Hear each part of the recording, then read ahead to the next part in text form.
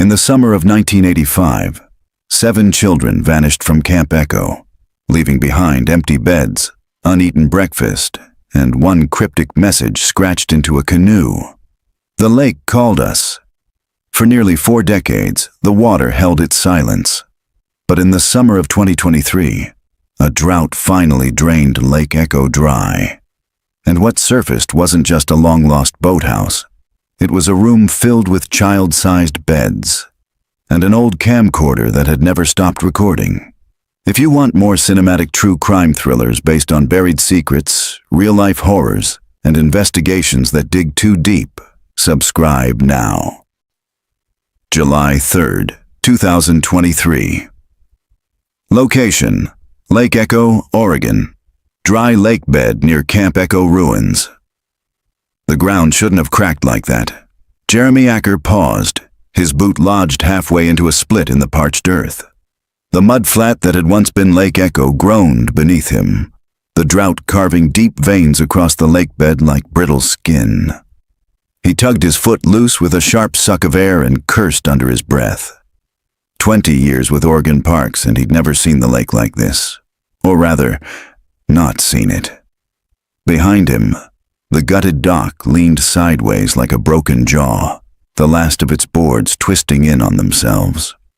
What remained of Camp Echo sat half a mile up the ridge, reduced to moss-choked cabins and the ruins of a mess hall no one dared rebuild. It had been abandoned for decades, officially for budget reasons. Unofficially, everyone knew better. In 1985, 7 children had gone missing from Camp Echo.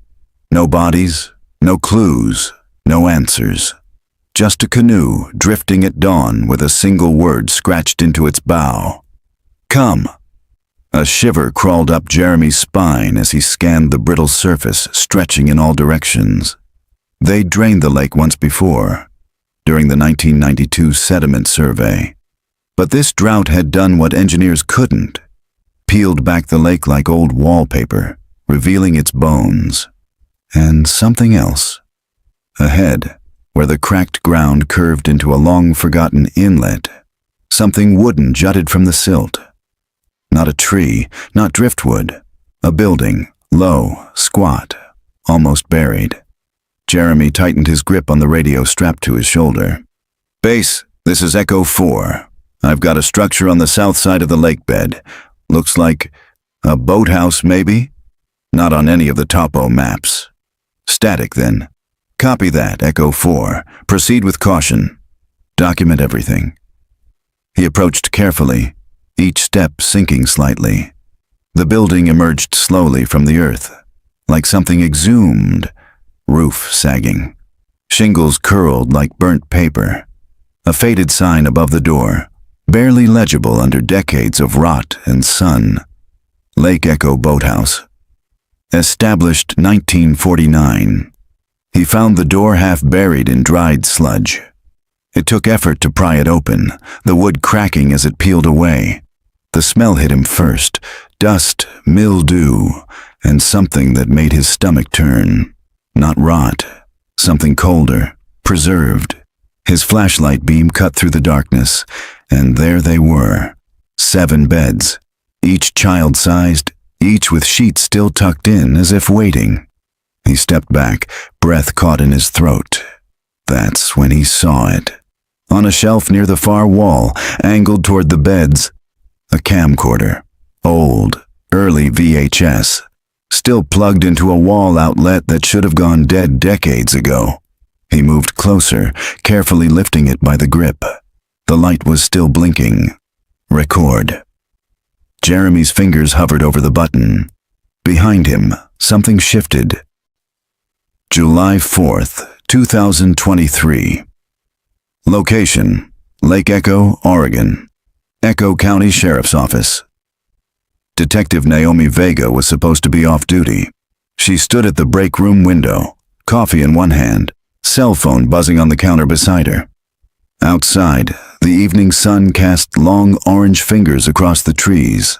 Fireworks had already started, distant pops and crackles echoing off the ridge as families barbecued and kids sprinted around with sparklers.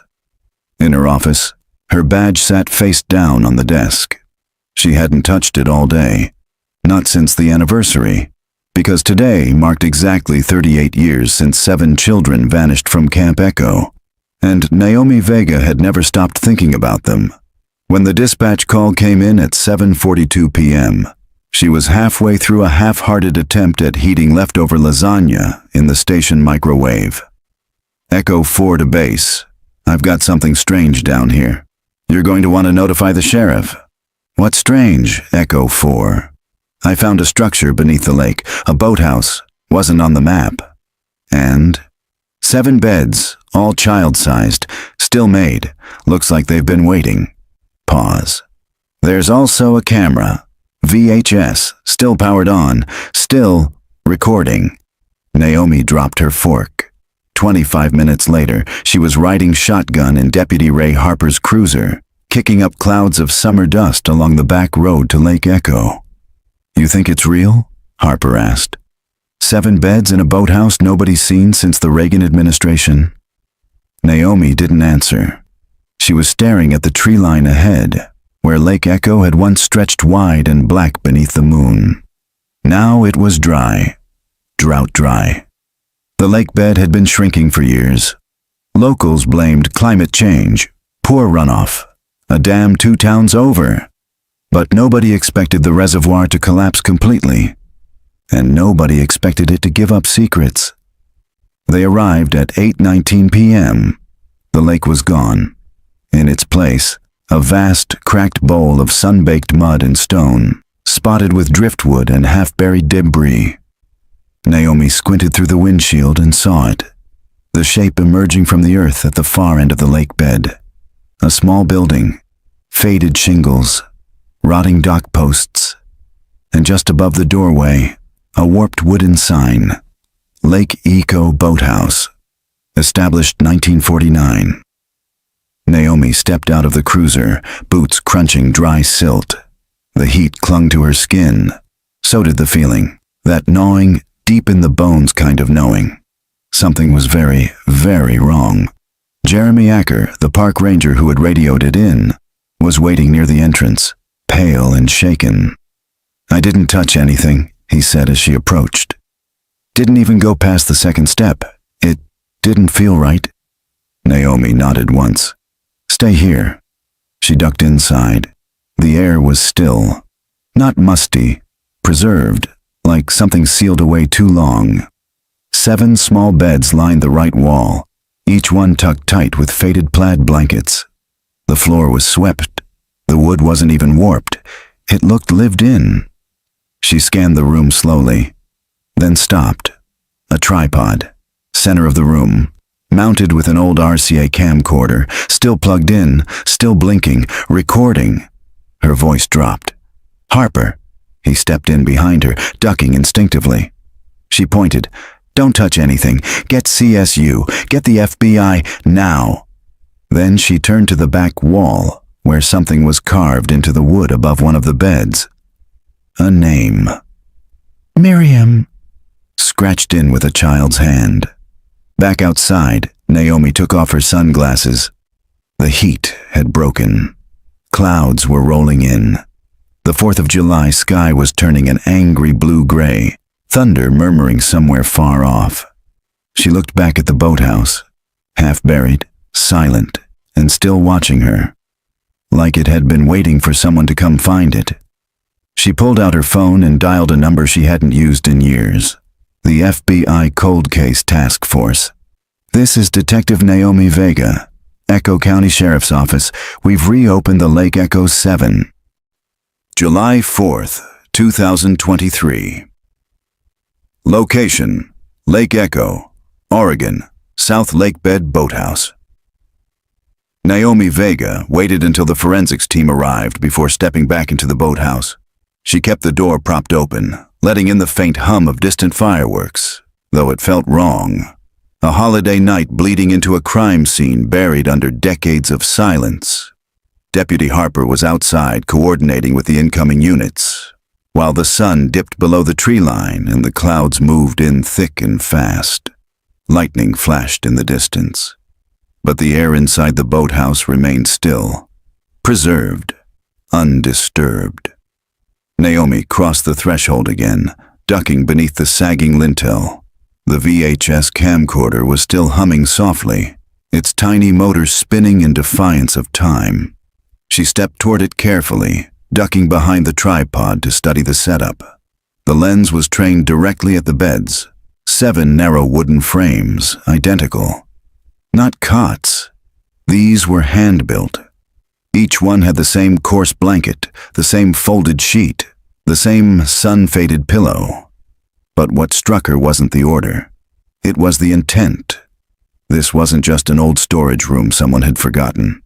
It was arranged, maintained, preserved, like someone wanted it to stay exactly as it had been, like a shrine or a stage.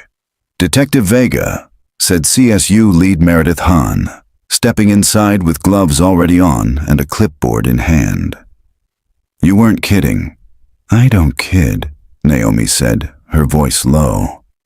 Meredith walked a slow circle around the room, taking photos, noting every detail. The floorboards didn't creak. The light filtering through the warped slats caught motes of dust like suspended ash. "No mold," Meredith said aloud. "No rot, some mildew, but minimal." Naomi motioned toward the outlet near the camcorder. "Still power?" Meredith knelt. "Looks like someone hardwired this into a secondary line. That's not utility power. Probably a buried generator. We'll have to dig." Naomi felt her stomach turn again. Someone had maintained this. Harper leaned in through the open door. "Storm's closing in. Weather service says we've got less than 2 hours before lightning hits this ridge." "Get what we can now," Naomi said. "Start with the beds. Swab everything. Lift prints, hairs, fibers. I want this room preserved." Harper hesitated. "You sure you want to stay? We can secure the site and come back tomorrow." She looked at him. Tired. Serious. "Number." "We've waited 38 years. I'm not leaving until I know what's on that tape." They brought in a portable VCR and a backup generator, setting it up on a folding table in the middle of the dried lake bed outside the boathouse.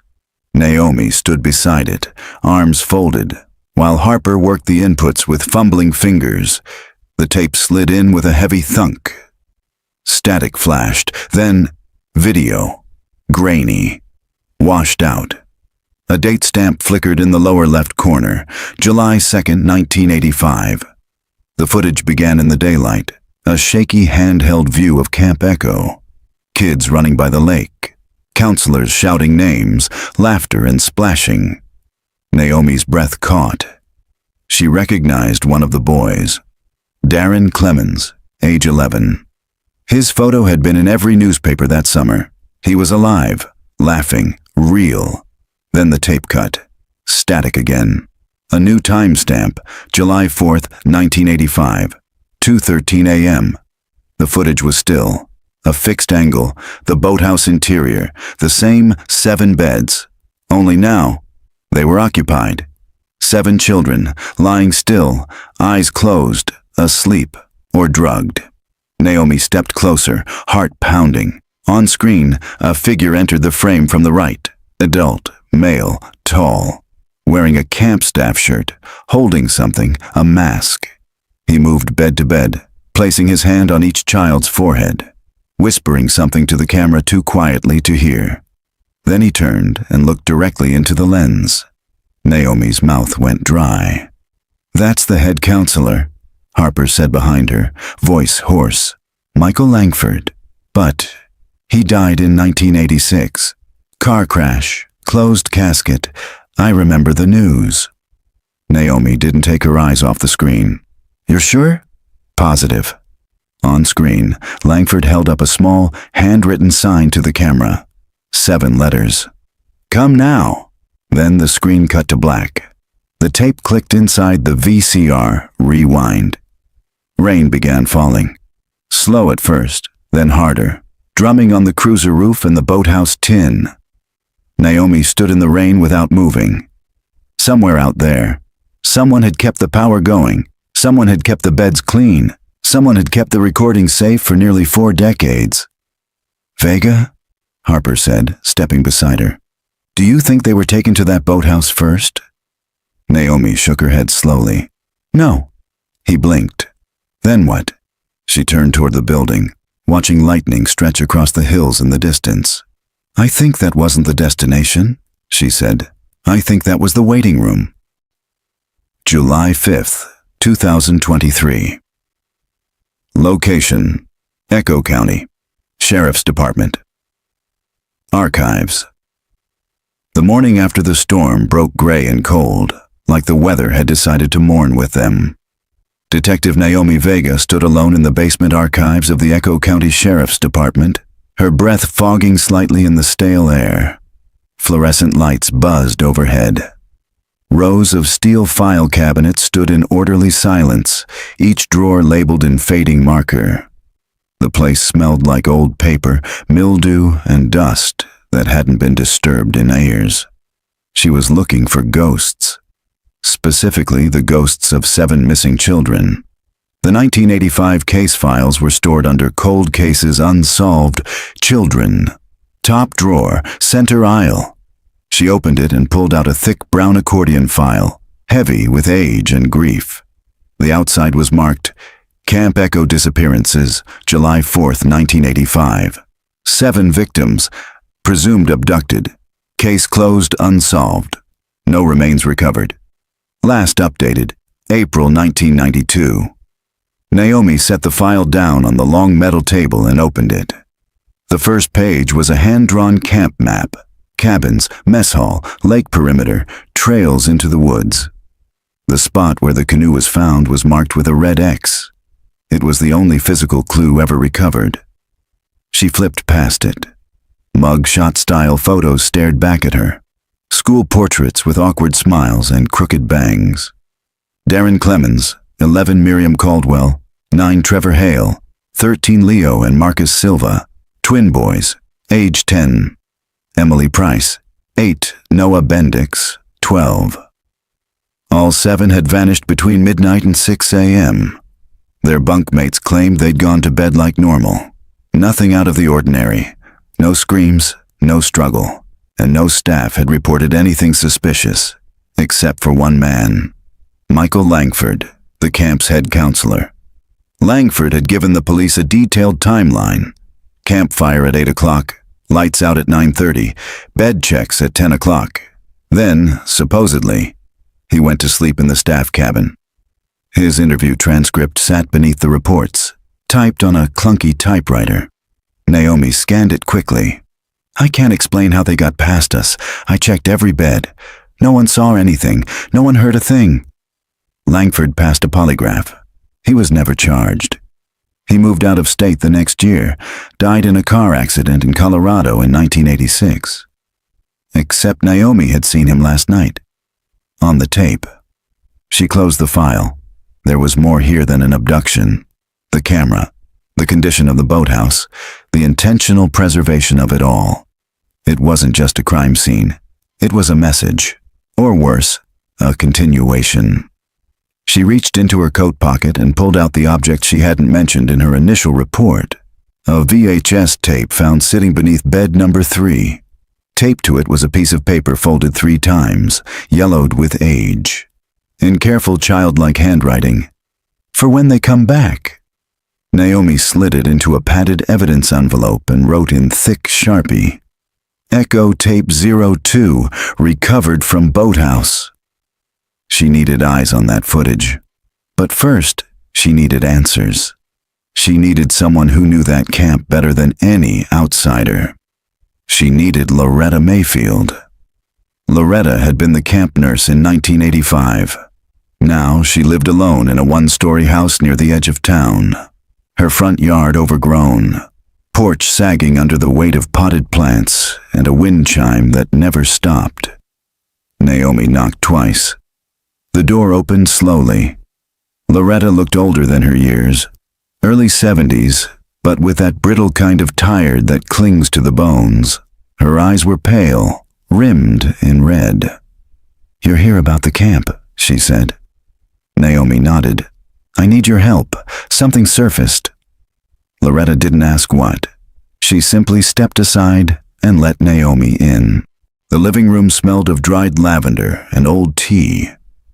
Photos lined the mantel. Children Loretta had once cared for, some smiling, some too young to remember their time at Camp Echo. "I kept their files," she said, motioning to a plastic tote beside the bookshelf. "The county took what they wanted, but I held on to what they missed." Naomi crouched and flipped it open. Medical logs, attendance sheets, a laminated counselor schedule. "You knew Michael Langford?" Naomi asked. Loretta's face stiffened. "Too well." "You trusted him?" "No." That word came out too fast. He was charming but calculated. Always volunteered to lead overnight hikes. He handpicked the kids for special mentoring. Said he saw potential. But he never let anyone else supervise his groups. He was smart, careful. Naomi pulled out a manila folder labeled Langford Observations. Inside, handwritten notes. Too affectionate with children, constant physical contact. Unwilling to allow medical checks on overnight return. Takes notes on specific kids in his personal logbook, keeps it locked. Miriam complained of nightmares, said he watches us sleep. Naomi's hands went cold. "Why didn't you say anything in '85? She asked. "I tried," Loretta whispered. "The sheriff at the time said I had no proof. Said I was just paranoid because I'd never had kids of my own." Naomi leaned back. "What if I told you he's on the boathouse tape? July 4th, 1985, walking among the beds, whispering to the camera." Loretta didn't blink. "I'd say the bastard planned all of it." As Naomi drove back through town, stormwater still puddled on the edges of the road. She called CSU. "Pull the camcorder," she said. "I want the tape inside it cataloged as Exhibit A. Check for fingerprints, recent handling, battery modifications, everything. And search the area near the boathouse," she added. "There's a generator buried somewhere. Find it." She hung up.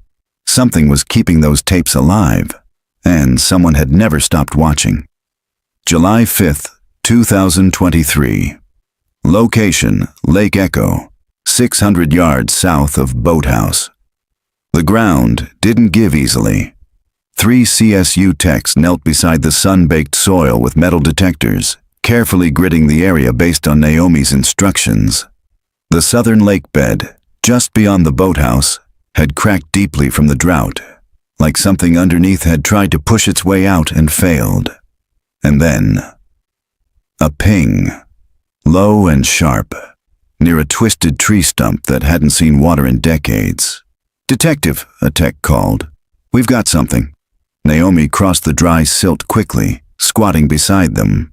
They were brushing away dirt with gloved hands, revealing a rusted metal hatch, 2 feet wide, flush with the sediment, hidden beneath what used to be 6 feet of water. There were scrape marks along the sides, like someone had opened and resealed it multiple times. Harper stood behind her, arms crossed, sweat glistening on his brow. "This what you were expecting?" "No," Naomi said, "but I'm not surprised." The techs pried it open. Inside sat a metal lockbox, heavy, vented, and humming. Naomi knelt and pressed her hand to the side. Warm, not hot, still active. A faint odor rose with the release of pressure, gas fumes and oil. One of the techs slid the box out and unlatched the front panel. Inside, a modified generator wired to a battery array, covered in dust, but clean where the cables connected. Someone had maintained this. The CSU lead, Meredith Hahn, confirmed what Naomi already suspected by early afternoon. "It's not factory," she said. "Homemade power relay system. Old as hell but still functional. Batteries have been replaced within the last 2 years, and not by accident. This wasn't abandoned. Someone's been down here." Naomi stared at the generator. "Do we have any prints?" "Gloved, smudged. But there's something else." Meredith handed her a small plastic evidence bag. Inside, a dog tag, half rusted but still legible. Langford, M, USMC 312579844. Naomi clenched her jaw. Langford was never in the military, she said. That was one of his stories. Claimed it gave him authority over the kids. Meredith nodded. This one looks freshly planted. You think it's a message? No, Naomi said. I think it's a claim. By sunset, news of the discovery had already started to ripple beyond Echo County. Naomi sat in her cruiser near the lake bed, her tablet open to a video call with Special Agent Nora Raines of the FBI's Portland field office. A tired, no-nonsense woman in her 50s, Raines had worked cold case trafficking units since the late 90s. She didn't look surprised. You think the kids were being held there? Raines asked. They were definitely there at some point. We recovered 2 new tapes. Footage from inside the boathouse. Kids alive.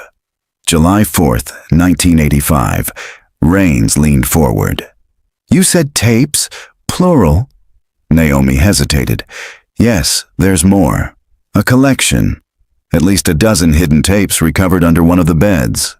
Indexed? Each labeled by name. Date stamped. Sequential numbering. Raines closed her eyes for a beat. Jesus, that's not random. That's documentation, organization, that's catalog-level abuse. Naomi felt it like a stone in her gut. We also recovered 1 unmarked tape, she added, found under a mattress. The case says, for when they come back. Raines stared through the screen. Someone expected them to return. No, Naomi said. Someone planned for us to. Later that night, Naomi and Harper returned to the station with the unmarked VHS in an evidence cooler. The forensics team logged it, cleaned the tape head, and prepped the room. Harper watched from the corner, arms folded. I've got a bad feeling about this one, he muttered. Naomi said nothing. She hit play. The footage crackled to life. Darkroom, the boathouse, but different this time. Only 1 bed. A girl sat on it, rocking slowly. Face turned away. Blonde hair tangled, thin arms wrapped around her knees. A stuffed rabbit on her lap. Miriam. Naomi recognized her immediately from the case file. The timestamp read, July 8th, 1985, 4:11 a.m. The camera didn't move. Then a man's voice, calm, precise. Miriam, tell them what happened, so they know, so they believe. The girl didn't respond at first. Then, barely above a whisper, he said the lake takes us when it's ready. Naomi froze. He told us we were chosen, that if we stayed quiet and obeyed, the water would let us live forever. So we stayed. A pause. But it lied. The girl turned toward the camera. One eye was swollen. A bruise bloomed across her cheek, but it was her expression that chilled Naomi. Not fear, not pain. Resignation. He's coming back soon, the girl whispered. And if you're watching this, then you're next. The tape cut. Silence flooded the room. Harper cleared his throat. Jesus Christ. Naomi stood, her pulse hammering in her ears. We need to reopen the entire perimeter around Camp Echo. Not just the boathouse, all of it. The cabins, the mess hall, the trail markers, any structure still standing. Harper nodded, already moving. Detective? One of the techs called from the back. We ran serial numbers on the camcorder and the backup generator. She turned. And they were both purchased on separate dates from a shop in Bend, Oregon. 5 years apart. Same credit card. Same name. He handed her the printout. Name on card. Caleb Langford. Date of birth, August 12th, 1986. Naomi stared at the paper. Michael Langford had died in 1986, but apparently someone had kept his name alive. And maybe someone had continued his work. July 6th, 2023. Location, Bend, Oregon. Riverside Storage Complex. The storage unit door groaned as it rolled upward. Naomi Vega stood just outside, gloved hands resting at her sides, eyes fixed on the dim interior beyond the metal threshold. Beside her, Deputy Harper clutched a flashlight and flexed his jaw like he was trying to keep it from clenching too hard. They had driven 3 hours east that morning. The address tied to the VHS camcorder purchase, the one used to document the children, had led them here. Unit 209, Riverside Storage. Rented in 2011 under the name Caleb Langford. Renewed every 6 months. Paid in cash. The clerk hadn't asked questions when Naomi presented the warrant. Just handed her a ring of keys and turned pale when she told him what they were investigating. The light from Harper's flashlight swept across the room. Inside was no furniture, no seasonal junk, no moving boxes or old mattresses like most of the surrounding units. Instead, a plastic folding table, a wall of metal shelving, dozens of VHS tapes and discs, each labeled in perfect uniform handwriting, a small television VCR combo, and in the far corner, a child's cot, its sheets pristine and white. Naomi stepped forward slowly, each footstep echoing in the hollow space. She didn't touch anything, just looked, scanned, absorbed. The shelves were cataloged by year, 1985 through 1992. Then a gap. Then 2013 through 2023. "What the hell is this?" Harper murmured. Naomi already knew. It wasn't just documentation, it was continuation. She moved closer to the tapes. Each was labeled by date and subject, sometimes just a first name. One stood out immediately. Miriam, Volume 31, July 10th, 1985. Miriam, Volume 32, July 12th, 1985. Miriam, Final, July 14th, 1985. She felt her throat tighten, and beneath that row, newer labels. Rowan, Volume 1, March 2014. Madison, Volume 7, August 2019. Sophie, July 3rd, 2023. Naomi's blood turned cold. "Get CSU," she said flatly. "Now." Harper was already dialing. An hour later, the storage unit had been turned over to the crime scene unit from Bend PD. Naomi remained on site, eyes fixed on a black duffel bag they'd recovered from behind the shelving unit. Inside, 1 digital camera, 3 SD cards, a pair of pink canvas sneakers, children's size 12, a torn denim jacket with a faded camp patch. Camp Echo, established 1949, and a sealed envelope addressed in looping handwriting, "To the one who opens the lake." Naomi opened it with tweezers. Inside was a single sheet of paper, handwritten in thick black marker. "You were warned. The water keeps what it's owed. The lake never gave them up. You did. But it's hungry again, and we have her." No name, no return address, no fingerprint on the paper, just that single message. Naomi returned to the cruiser and closed the door. She stared at the paper in her lap. Her hands trembled, just slightly. Not from fear, but from rage. For 38 years they had thought the lake held the bodies, but it didn't. It delivered them to someone. Someone who called himself Caleb Langford. That night, Naomi called Special Agent Rains again. This time, her voice held no hesitation.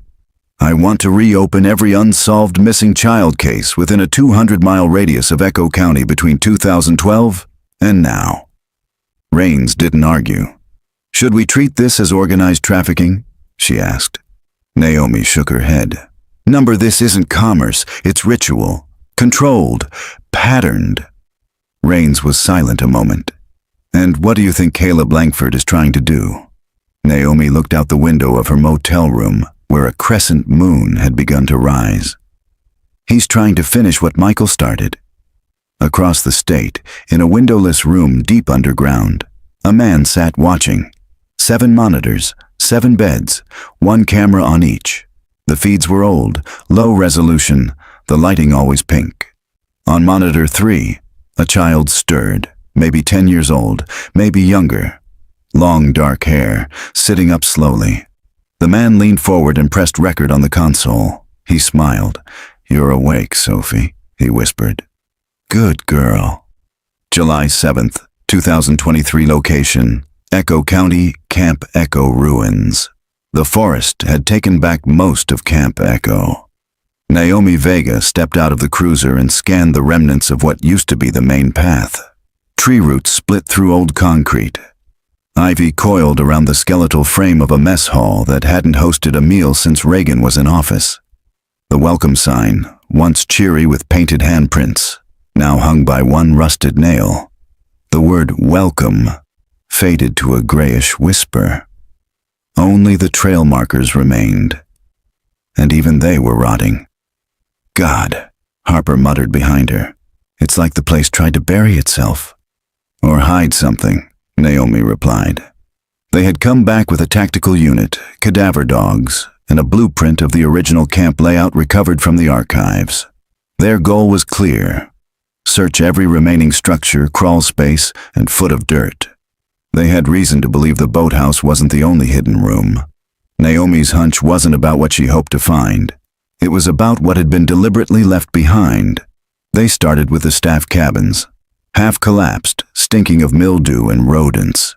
The floorboards groaned beneath their boots. Nothing but dust, dead mice, and a few rusted metal bunk frames. But the third cabin, once used by the senior counselors, had something different. Harper found it. "Vega," he called, crouching near the closet in the back bedroom. "You're going to want to see this." She knelt beside him. A section of floor had been recently disturbed. Dust cleared. Wood scraped. There was a seam. Naomi used her pocket knife to pry it. A square panel lifted. Underneath, a narrow hatch, hinged, padlocked shut. The padlock was new. Too new for a building abandoned nearly 4 decades ago. Harper stepped back. "You thinking another crawl space?" "No," Naomi said. "I'm thinking a second room." The SWAT team used bolt cutters to snap the padlock. The hatch lifted with a creak, revealing a tight staircase descending into blackness. The air that came up was colder than it had any right to be. Harper clicked on his flashlight. "Smells like bleach." The team descended in silence. At the bottom of the stairs, they entered a room carved into the earth.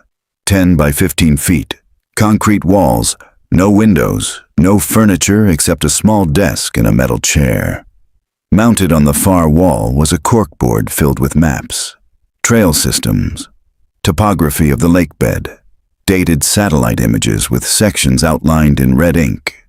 Pinned beneath them, photographs, children, school portraits, Polaroids, candid shots of kids at parks, crossing streets, walking alone, dozens of them. Naomi stepped forward slowly. Her eyes fell on one photo, a girl with long dark hair wearing a red backpack. Sophie, the one Caleb Langford had mentioned in his envelope, the one on the most recent tape. And there, at the bottom of the board, was a handwritten note. 7 beds, 7 children, always. The lake chooses, we only obey. Naomi felt a chill spider its way down her spine. "He's planning another cycle," she said softly. "Or he already has."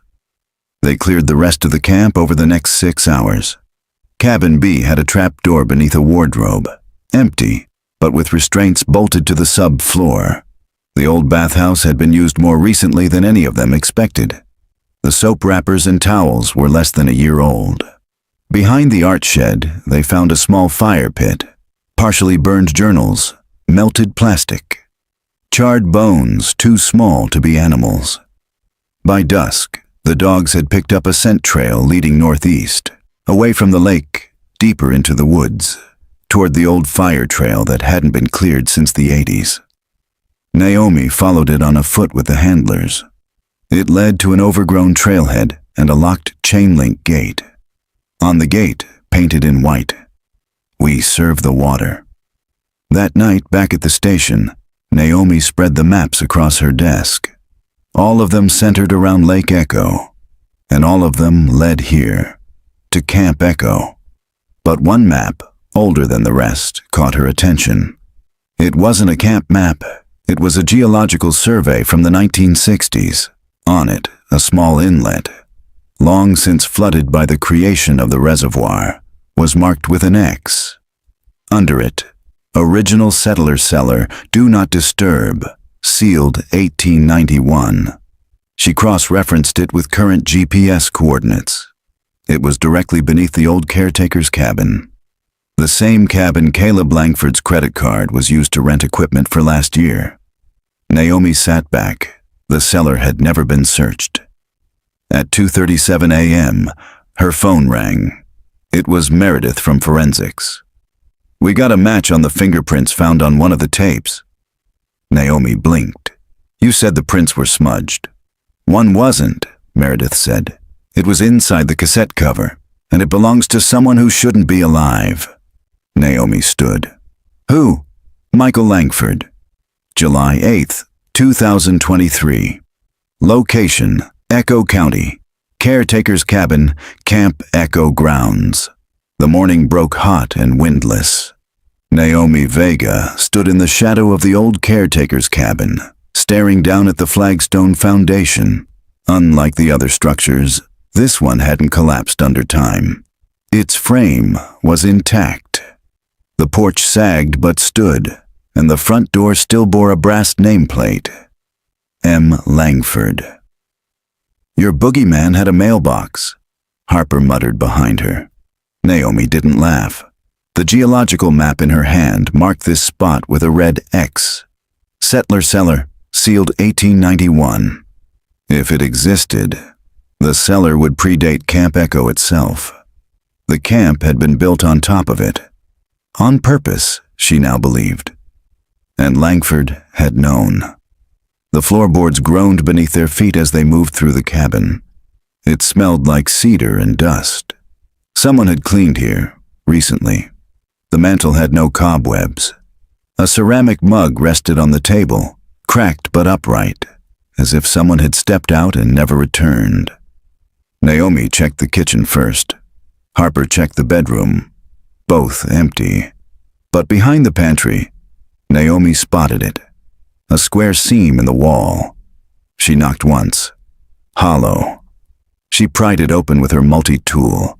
Behind it, a stairwell led downward, disappearing into blackness. The air that rushed out was cold, metallic, and damp. "Langford's rabbit hole," Harper muttered. He drew his weapon. "You first?" Naomi flicked on her flashlight. "Always." The stairs descended longer than expected, at least 20 feet, into solid bedrock. The air grew heavier with each step, until they reached a narrow landing that opened into a vaulted stone room.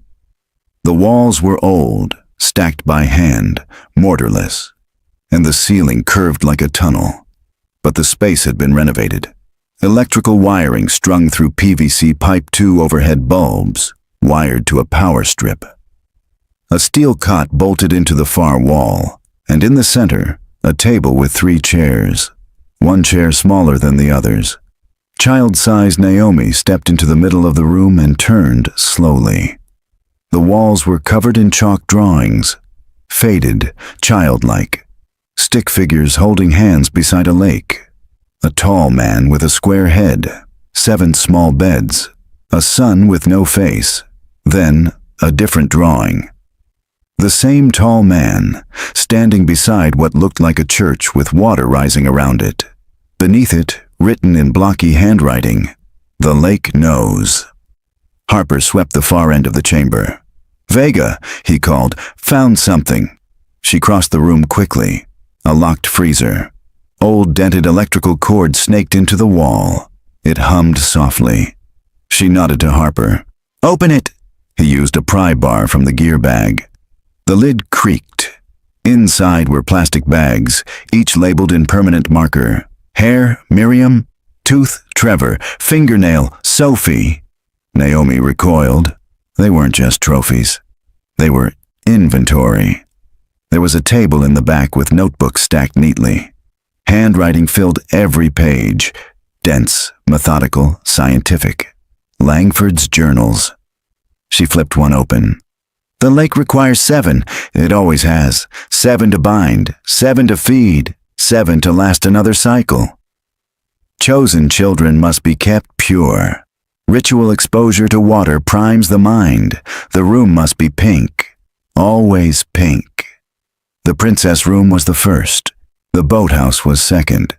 The cellar is final. Naomi's pulse thundered in her ears. This was ritualistic abuse wrapped in pseudo-religious delusion, carefully maintained for generations. Langford hadn't been a rogue predator. He'd been a caretaker of a belief system. Naomi turned to Harper. "We're not looking at one man." He nodded grimly. "This was passed down, rehearsed." She closed the journal. "Langford started it, but Caleb's trying to finish it." Harper's voice dropped. "You think Sophie's still alive?" Naomi didn't hesitate. "Yes." Back above ground, they roped off the cabin and called in a forensic excavation team. Meredith Hahn arrived with a mobile unit 2 hours later.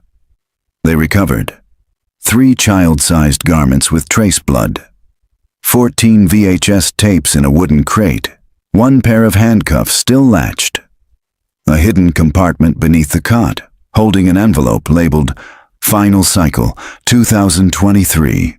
Inside the envelope, a drawing, crude, childlike, of the 7 beds in the boathouse. Only 1 bed was occupied, and the figure in the bed had X's over its eyes. That night, Naomi sat at her desk staring at the whiteboard, now covered in notes. 1985. 7 children vanish 1986. Langford dies in crash. Closed casket 2013 to 2023. New tapes begin Caleb Langford surfaces. Sophie appears on footage July 3rd. Final cycle, labeled for 2023 7 children. 1 alive, 6 unaccounted for. She picked up the camp map again and traced her finger to the last marked structure, an equipment shed that hadn't been searched. There, in the margin, barely visible, a handwritten note scribbled in red ink. 7 go in. Only 1 must return. In a room miles away, beneath flickering fluorescent light, Caleb Langford adjusted a camera. Behind him, 6 beds, empty. Ahead of him, 1 bed, occupied. Sophie lay curled up, eyes closed, breathing shallow. He pressed the button on the camcorder. "Final recording," he said softly.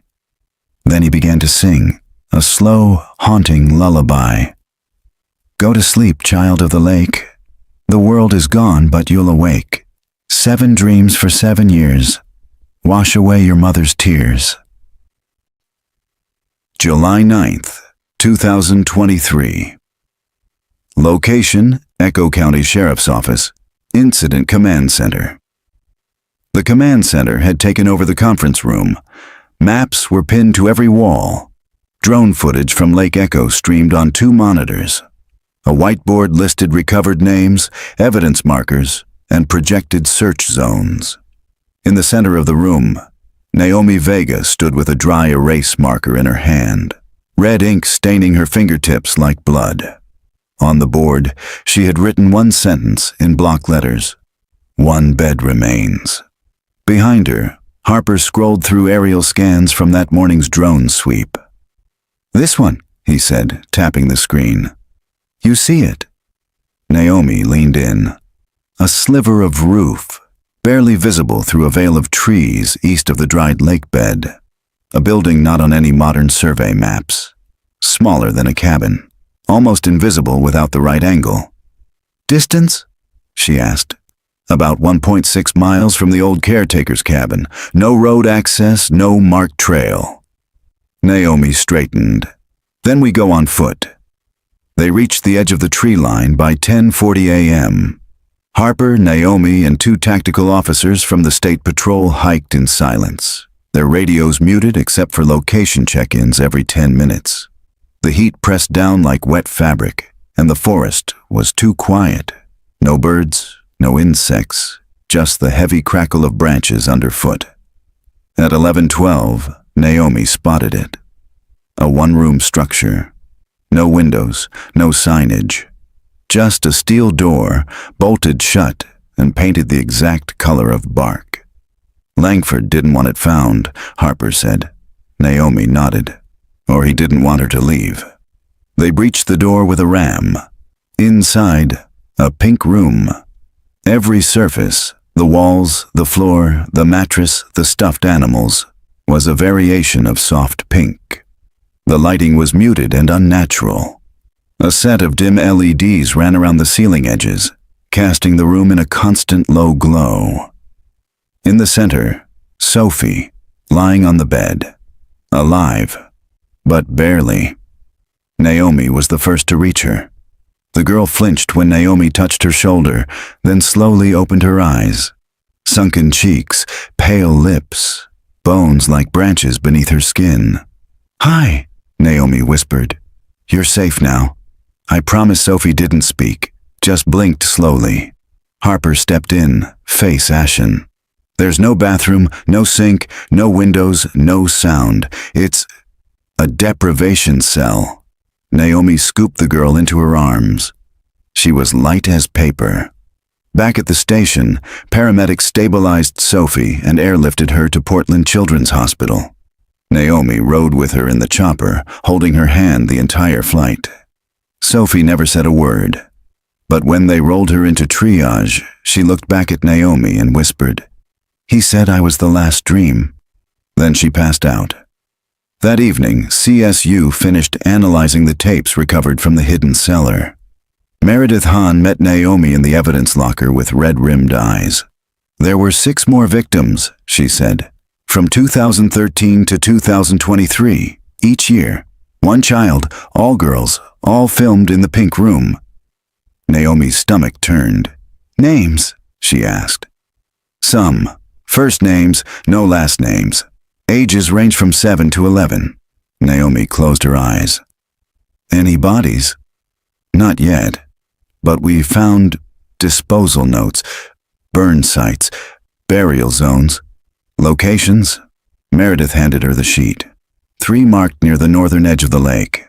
The other 3, all near the equipment shed. By nightfall, officers had uncovered shallow graves at 2 of the marked points.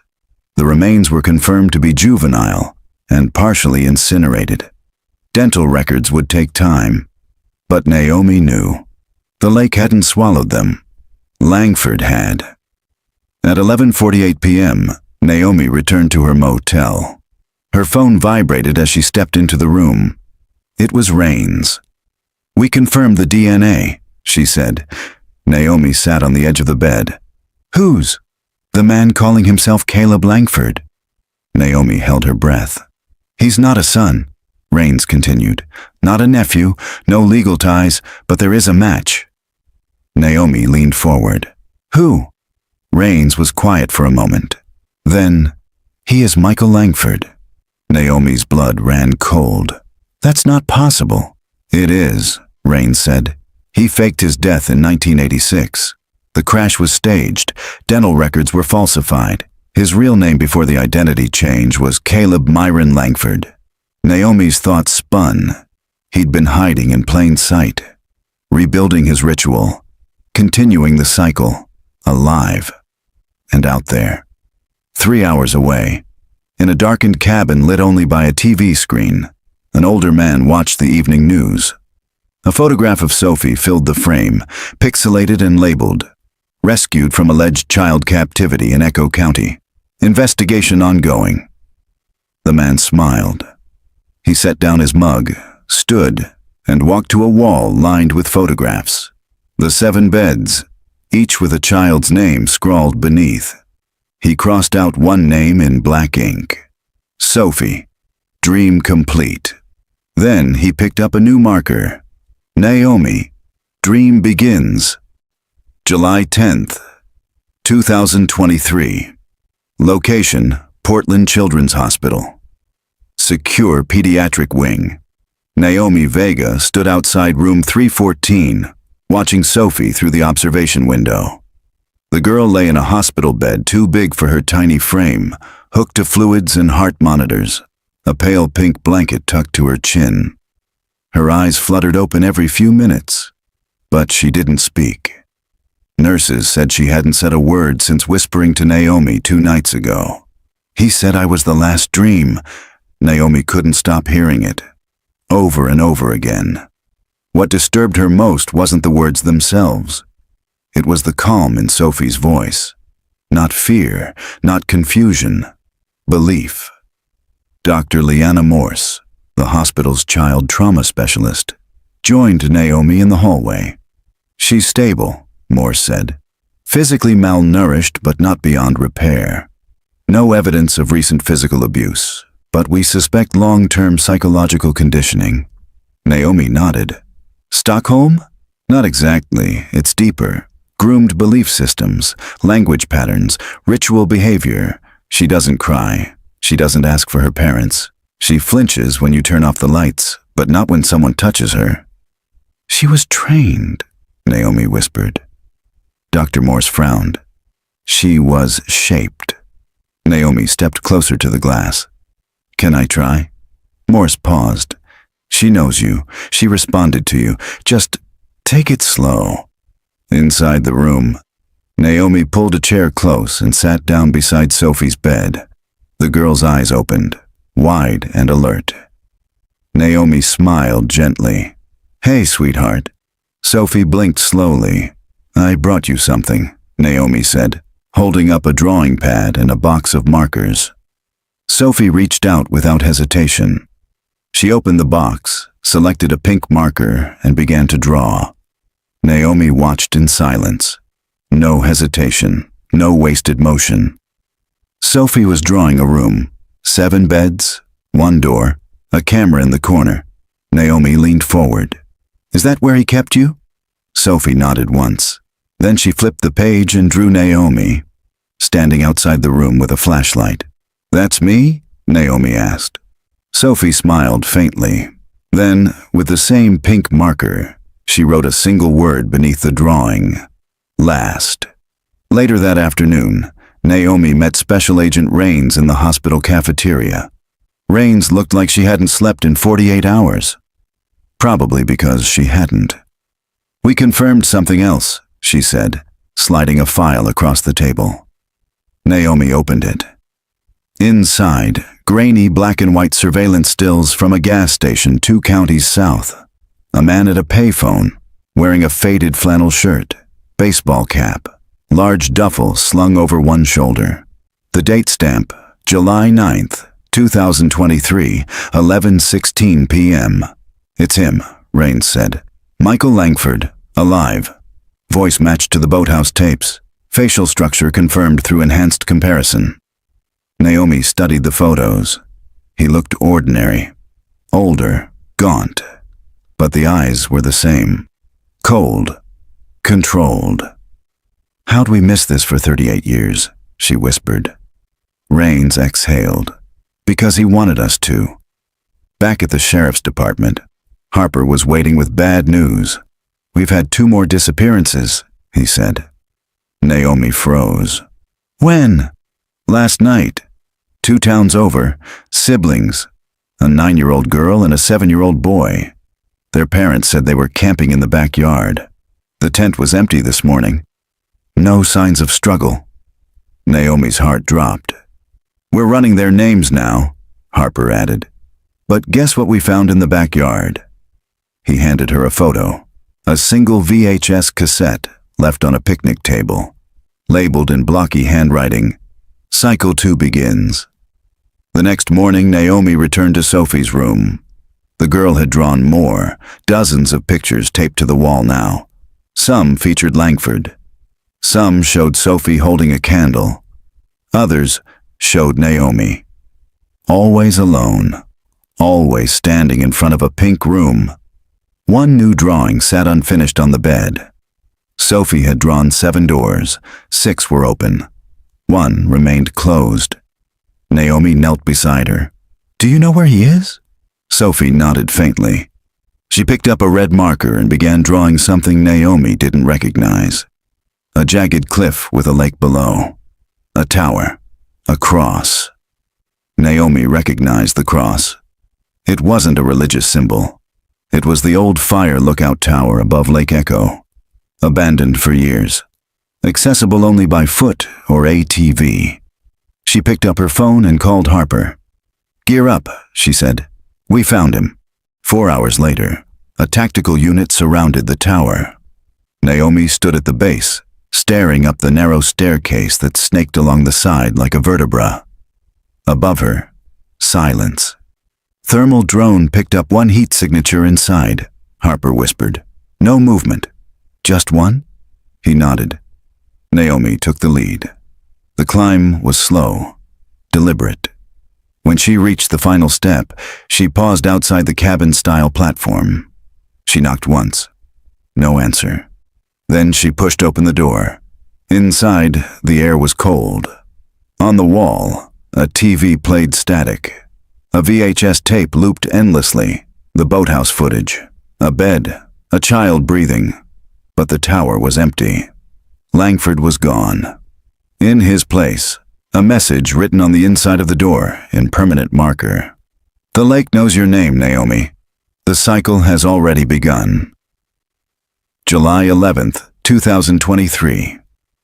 Location: Echo County, Northern Perimeter Search Zone.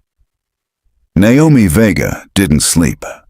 Instead, she paced the mobile command unit while storm clouds rolled over the ridgeline and cast the lakebed in cold shadow.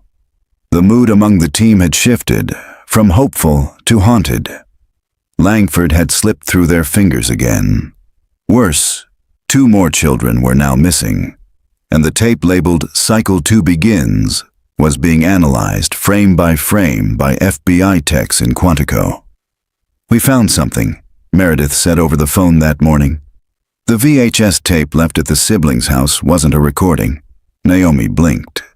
Then what was it? An audio track, reversed. When we flipped it, it was just a voice. Naomi sat up. "Langford's? Definitely. But he's not taunting this time. He's chanting." She paused. "It's ritual language, repeated 7 times. Each phrase ends with a different name." Naomi's stomach turned. Are the new children among them? One is, the girl. And the rest? Meredith was quiet a moment too long. "They're all girls, all ages 7 to 11, all previously missing.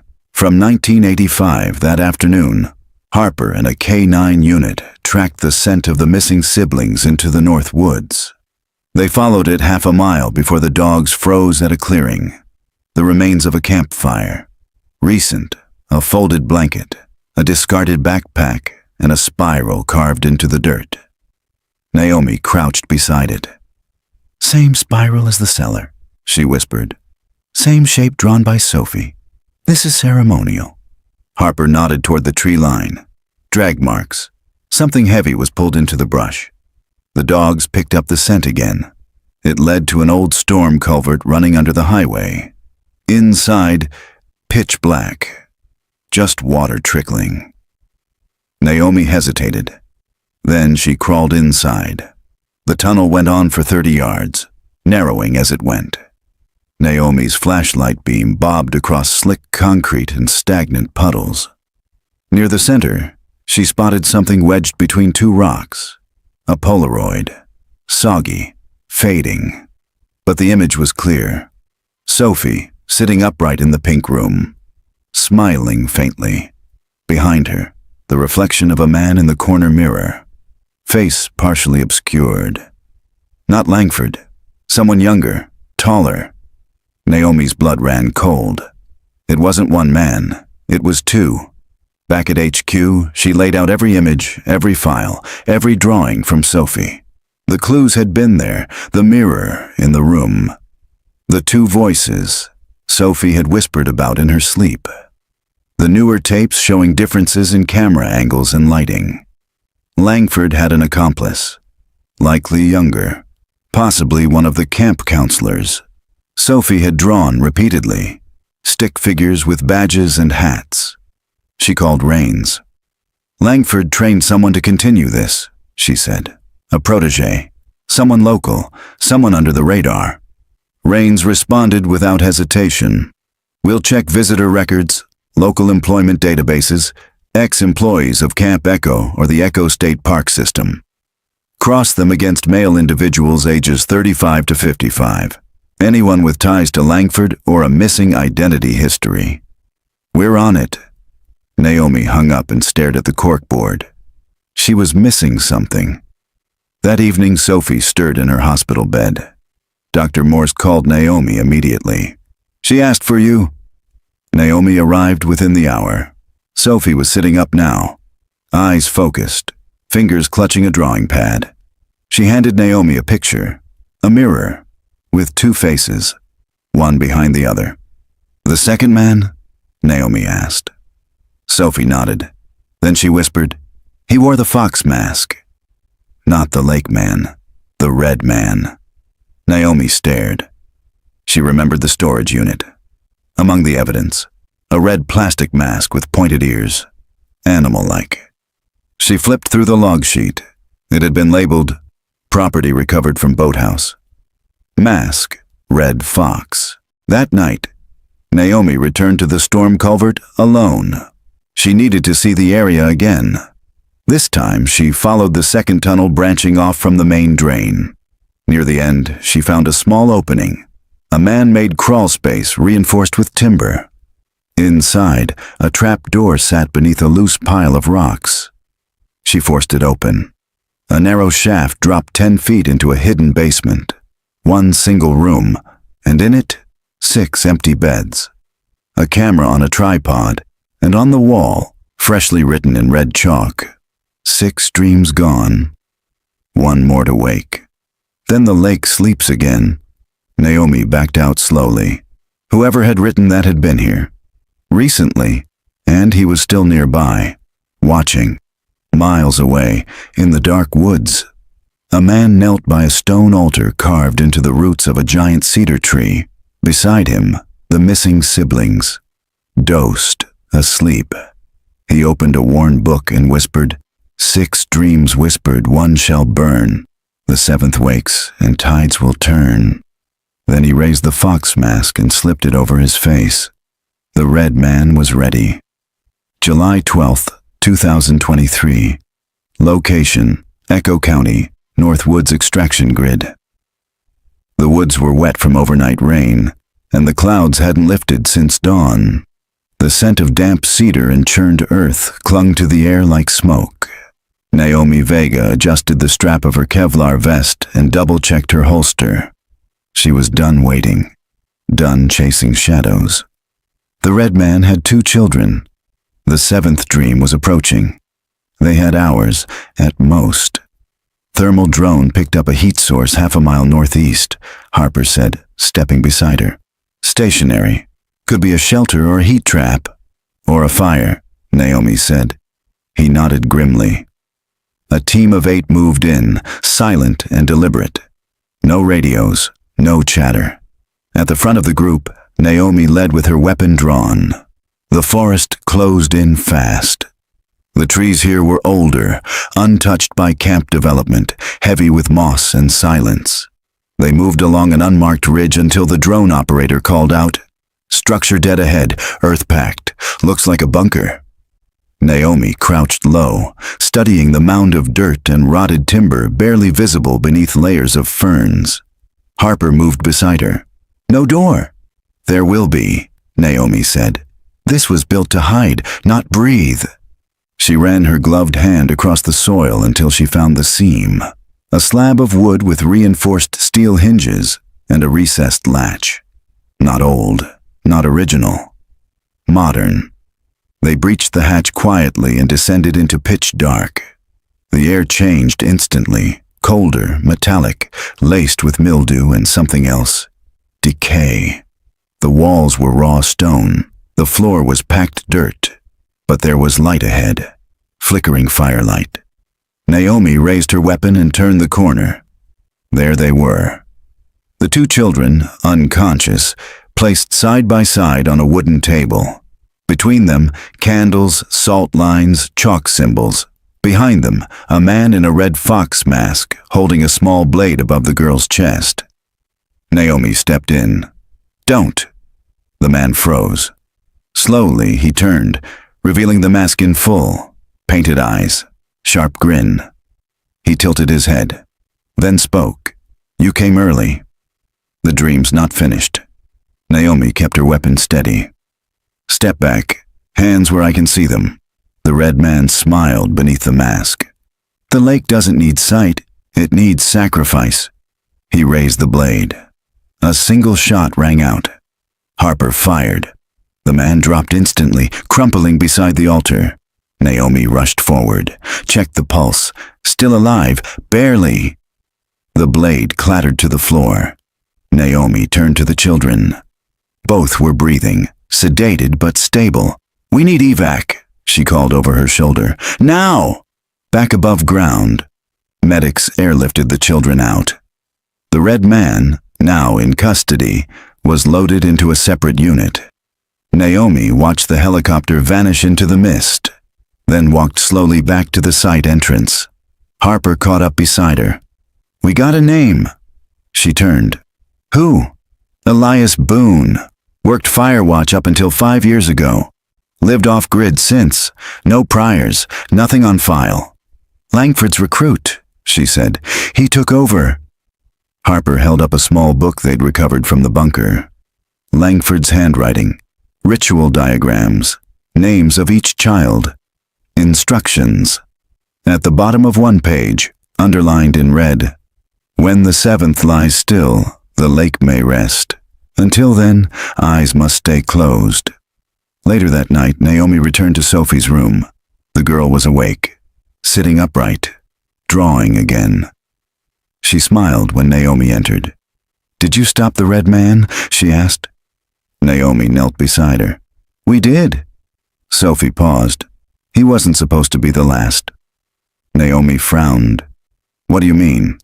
Sophie flipped to a new page in her pad. Drew 7 doors again, but this time, 1 door remained open. "He left something behind," Sophie whispered. "Something still inside." Naomi leaned closer. "Where?" Sophie tapped the drawing. "The room with no dreams." Naomi stared. Then she understood. Back at the original boathouse, now sealed and quarantined, Naomi and Harper returned at dawn. They bypassed the police tape and entered through the crawl space. The 7 beds were still there, untouched, cameras dismantled, forensics complete. But Naomi wasn't looking at the beds. She was staring at the floorboards. She knelt down and ran her hand across the grain. There, a tiny nailhead, out of place. She pried it up with her knife. A panel popped free. Inside the crawl space, a small box wrapped in faded cloth. She opened it. Inside, a VHS tape labeled in Langford's writing, "Naomi Dreams 7."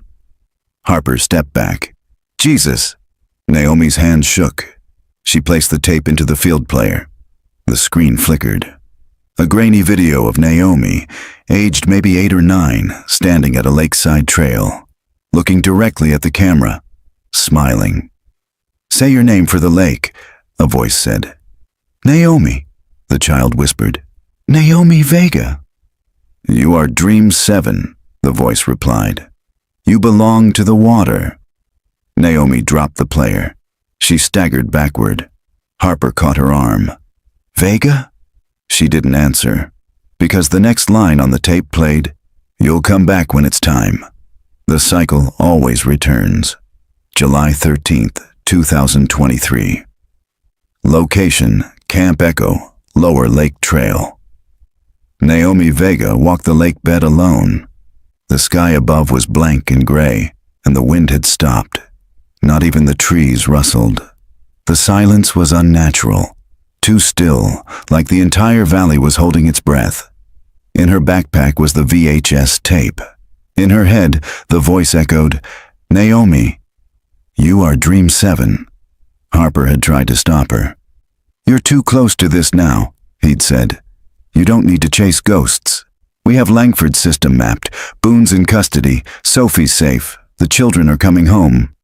But Naomi hadn't told him about the tape. Hadn't told him about the memory it stirred. The lake trail. The man behind the camera. The sound of her mother's voice calling for her in the distance. And Naomi not answering. By midday, she reached the southern ridge. There, half buried under soil and moss, was a concrete hatch, the final piece of the map Sophie had drawn 2 days earlier. It wasn't part of any park plans. It wasn't part of the camp. It was older. She pried it open and descended a narrow staircase into complete blackness. Her flashlight flickered, the battery already low.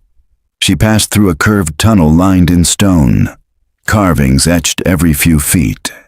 7 spirals, 7 names. A final line chiseled beneath the archway ahead. What sleeps beneath wakes in her. Naomi stepped into the last chamber and stopped cold. It was a room of mirrors, floor to ceiling, angled to reflect infinitely. Light from her flashlight bounced in all directions, casting hundreds of Naomis back at her. And in the center, a single chair. A VHS player sat beside it, already loaded. Above it, a screen flickered. She pressed play. The footage showed her again, a child, no more than 9, being led down this very path. But this time, she was holding someone's hand. The man's face never showed, but the voice did. Your mother doesn't want you to be special, but you are. You belong to the lake. The child version of Naomi looked straight into the camera and said, I dreamed of drowning, but I didn't wake up. Then the tape cut to static. Naomi pressed pause. Her hands were shaking. She wasn't just a survivor. She was a participant. Back at the sheriff's station, Rain slammed down a report. We've traced Naomi Vega's family history. She's not just a local. Her mother was one of the Echo Camp volunteers in 1985, assigned to the Langford unit. Harper stared at her. You're saying Naomi was at Camp Echo as a child, briefly, enrolled under a false name. Her mother pulled her out after a disciplinary incident. No records were kept. Was she selected? Rains didn't answer. Naomi emerged from the tunnel 2 hours later, covered in dirt, sweat, and fear. She didn't speak when Harper met her on the trail, but she handed him the tape and said, It's not over. That night, Sophie awoke from her sleep screaming. Dr. Morse ran in. Nurses followed. Sophie clutched her chest, hyperventilating. There's one more, she cried. One more dream. He's still under the water. Who, honey? Dr. Morse asked gently. Sophie pointed out the window toward the dry lake bed. The original, the first dream, the one who never woke up. At 4:17 a.m., a ranger patrol reported movement near the southern dam. Naomi and Harper raced there. In the center of the drained lake, near a partially collapsed stone structure, they found an opening. A new shaft, one that hadn't been visible before the drought. Inside, beneath 30 feet of packed soil and clay, was a final room. No beds, just a single coffin. Inside it, the mummified remains of a child, a girl, holding a stuffed bear and wearing a Camp Echo bracelet. The name etched into the wooden lid, Miriam Langford, Dream 1, 1984. Naomi stood over the coffin in silence. Langford's daughter, the first child he ever preserved, the one he claimed the lake had taken. Naomi turned to Harper. He built the cycle to bring her back, she whispered. 7 dreams, 7 vessels, each one a failed resurrection. And the last? Harper asked. Naomi looked out across the dry basin, then down at her own hands. She was never meant to return, just to wait. At dawn, Sophie drew her final picture. It showed Naomi standing in the lake, alone, but in the reflection below her feet was Miriam, smiling. July 19th, 2023. Location, Lake Echo, Observation Ridge. The rains returned slowly. 2 days after the last coffin was lifted from the drained lake bed, a heavy storm system rolled in from the west. By morning, the water had begun to rise, a slow, muddy reclaiming of everything buried. Naomi Vega stood on the observation ridge in a gray parka, hood down, letting the mist soak her hair. Below her, the lake was waking up again. The children had all been identified now. 7 confirmed victims across nearly 4 decades. All girls. All vanished within Echo County. All documented on the Langford tapes. Except one. Naomi. Her own file had been quietly removed from the federal casebook. Raines had done that for her. "There's no proof," she'd said gently. "Only a tape and a feeling. If you want it erased, it's erased." But Naomi hadn't watched it again. She didn't need to. The memory had returned on its own now. A shadowy afternoon in 1985, her mother pulling her away from camp early, the voice of a man she never saw calling from the woods. "Naomi, Naomi, come back." She had once been Dream 7, and somehow she'd woken up. Langford remained missing.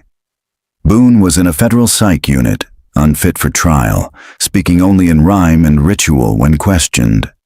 The Echo investigation was declared closed, but Naomi didn't believe it. Not really. Not with the lake full again.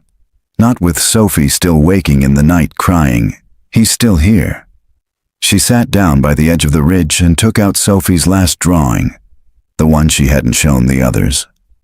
It showed Naomi standing in the lake again, but this time there were hands rising from beneath the surface, 7 of them, and all reaching for her. Final note.